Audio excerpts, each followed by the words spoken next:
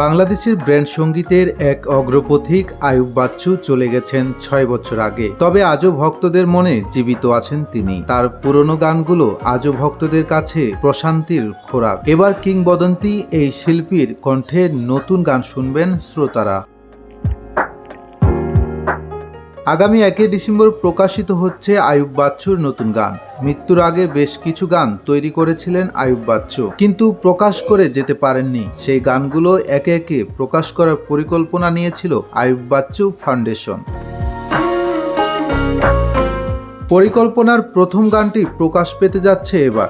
গানের শিরোনাম ইনবক্স। লিখেছেন নিয়াজ আহমেদ অংশু। সুর ও সঙ্গীত আয়োজনের পাশাপাশি গানে কণ্ঠ দিয়েছেন আইয়ুব বাচ্চু। গানটি প্রকাশ পাচ্ছে ব্র্যান্ড মিউজিক ডে উপলক্ষে। বাংলাদেশের ব্র্যান্ড মিউজিক ডের যাত্রা শুরু হয়েছিল আইয়ুব বাচ্চুর উদ্যোগে।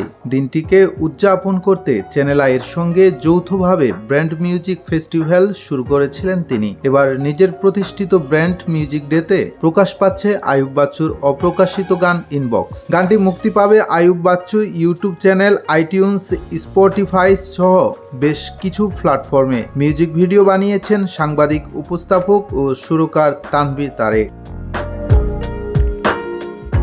ফরহাদ হোসেন, ভোরের পাতা, ঢাকা।